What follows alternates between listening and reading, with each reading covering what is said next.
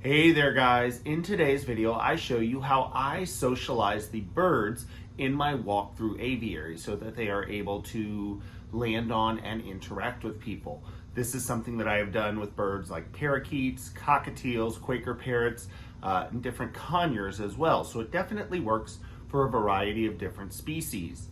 So if that's something you guys are interested in seeing, you want to make sure to stick around because that's going to be coming up right after this.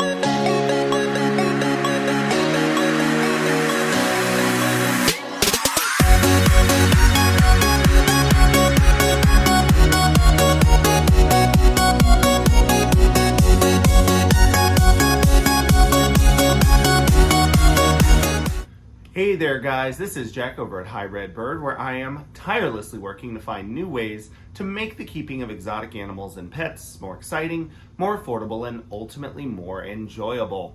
And in today's video, I wanted to show how I socialize the birds in my walk-through aviary. This is actually something I've been asked quite a bit. A lot of people want to see what my process is for getting birds to come down and land on people. Now I do run a walk-through aviary where guests are allowed to come in, including children. So there is some work that goes into getting the birds used to that. So I wanted to just go ahead and show you how I do that. All right, guys, I'm gonna go ahead and start with a large bowl of seed, and I'm just gonna have that sitting next to me on a bench. So I'm not even holding it. And you can see the birds are interested in fluttering around.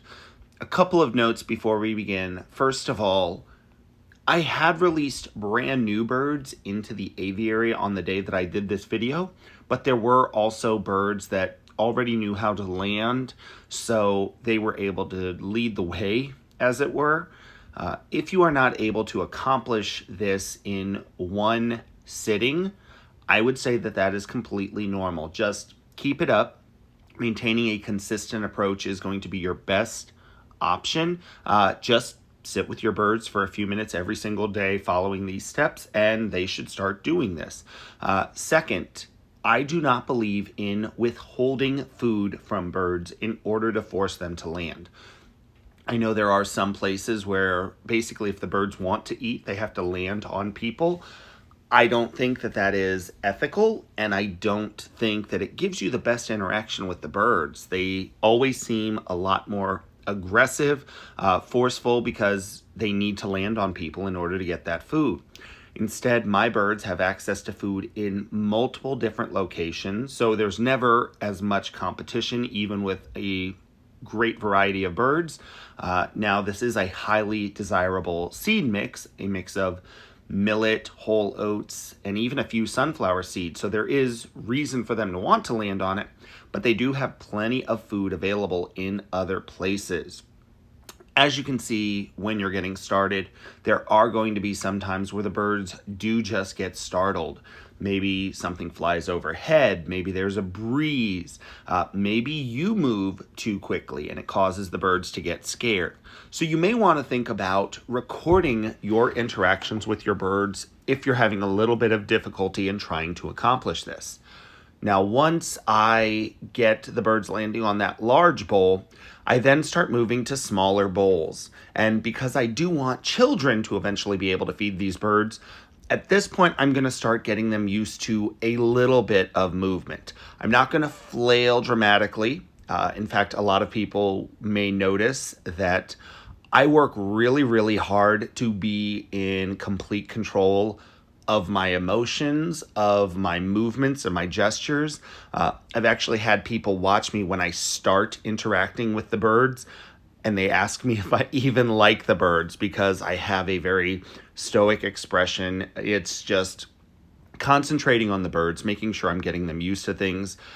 Once they get used to those medium bowls, we can then go ahead and graduate through these smaller cups. Now, these are what I'm going to allow people to come in and feed the birds using. So I do want them to be able to do this. And as you guys can see, they are very, very used to this. So it only took a few steps, but it's really easy to do. So I definitely encourage you guys to give it a try if you have a walkthrough aviary like this. If you like this video, go ahead, give it a thumbs up. subscribe to the High Redbird YouTube channel if you haven't already, and I look forward to seeing you guys next time. I do need to say a special thank you to my patrons on Patreon. By signing up to support this channel, they help me make more tutorials and videos showcasing animal care possible. If you'd like to find out more about subscribing to my Patreon, you can find the link in the description section down below. Thanks so much.